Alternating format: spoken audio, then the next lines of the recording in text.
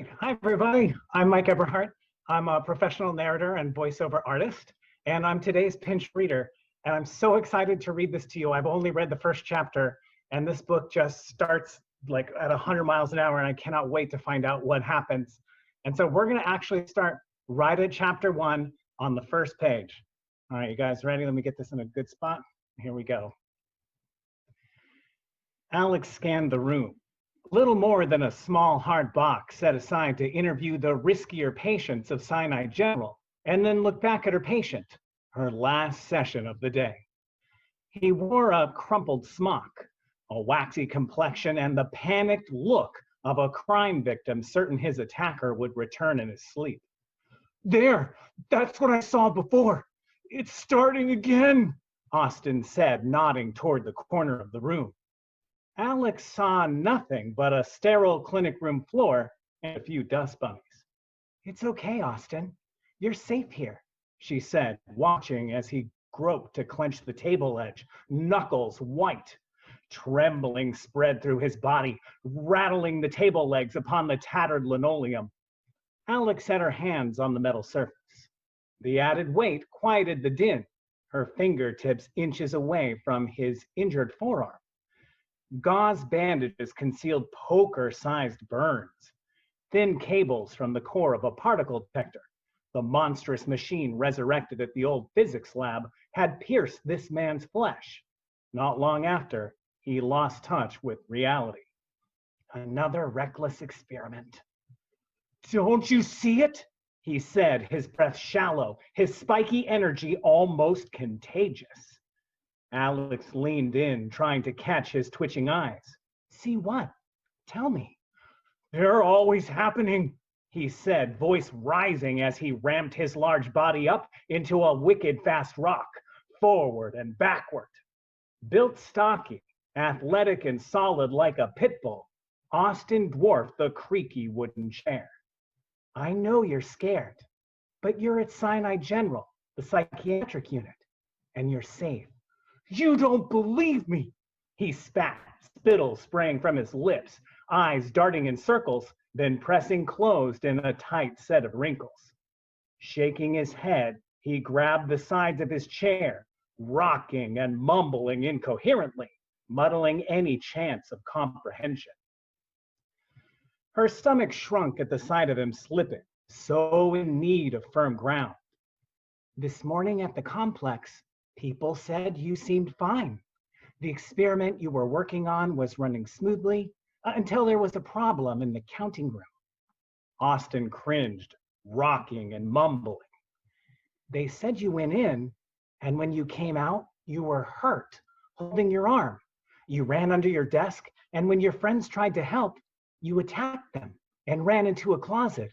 "They wouldn't come with me," he said, sounding a bit like a rejected schoolboy. "No, they wouldn't. But you tried. You tried to pull them in with you, but they fought you off. And you were saying, 'Watch out, it's coming.' What was coming?" Austin tilted his head back and rolled his blood-red eyes toward the ceiling. "Things splitting open, hot as blazes. Was I supposed to just sit there and fry?"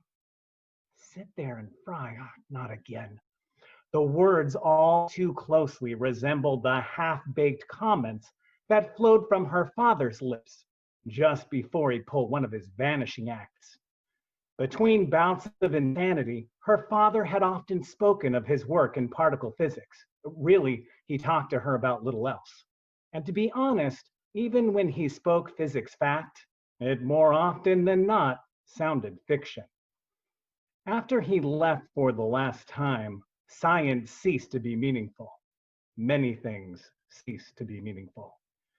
He'd left a hole greater than she'd speak of, a cavity dark, deep, and preferably dormant. Through it all, Alex had become intimate with the workings of particle accelerators, enough to know that Austin's workstation would have been far removed from the accelerator or detector sites.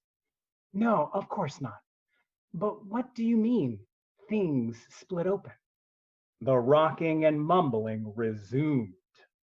Alex sank back into her chair, not entirely sure if she should proceed, and then shuffled her chair closer to the panic button, just in case. Tell me more, Austin. Her patient mumbled louder, nonsense words, seemingly a tune designed to quell his thoughts. What you saw at the complex is the same thing here, now? Alex strained her ears, trying to decipher his murmurs, repetitive sounds, almost chants. Sifting through the verbal rubble, she caught a word, cracking. Before she could respond, Austin broke free from his self-soothing trance, flew to his feet, and flipped the interview table on its side as he shouted, "Go!" Alex lurched for the panic button. Her fingertips brushed it as Austin grabbed her wrists and yanked, her shoulders snapping. He slung her to the ground behind the table, momentum sliding her body across the floor. Austin landed on her before she could scream, the forceful jolt emptying her lungs of air. Her chest heaved painful labors, struggling for oxygen. Only a rasping wheeze escaped.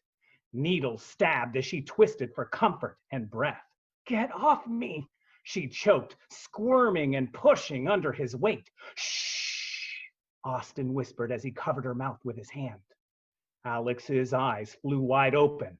"He's suffocating me. God damn it, this can't be happening." She tried to turn her head, but Austin overpowered her. His icy hands gripped her jaw closed, the back of her skull pressed to the cold, hard ground. Her heart pounded, her body shook with adrenaline, and in the distance, the intercom crackled.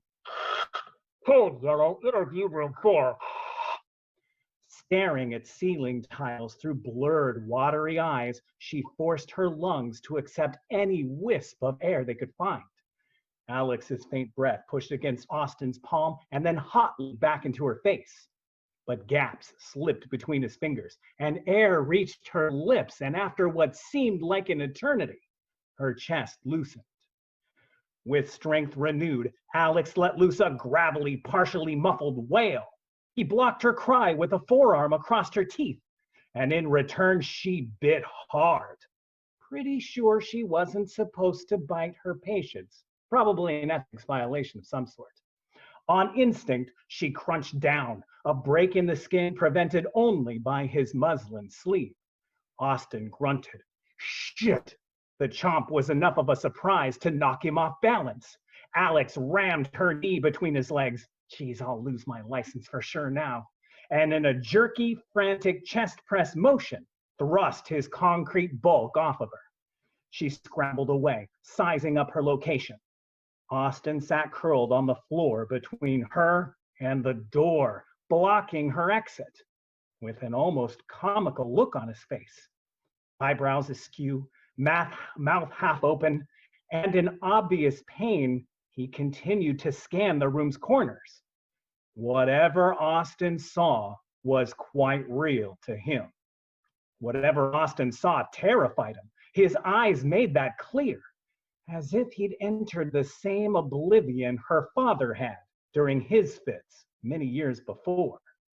Cracking. Maybe Austin meant he was about to crack up. Maybe when he said go, he was ordering her to leave. Alex had just pushed him too far, endangering them both in the process. Damn it, where the hell are the techs? Then his face softened, and he whispered, I think it's done. Alex shifted her weight, sliding toward the door until he rose and stood over her. She stopped and met his eyes, ready to shoulder tackle his belly at the slightest hint of agitation. Instead, she saw eyes soft and warm,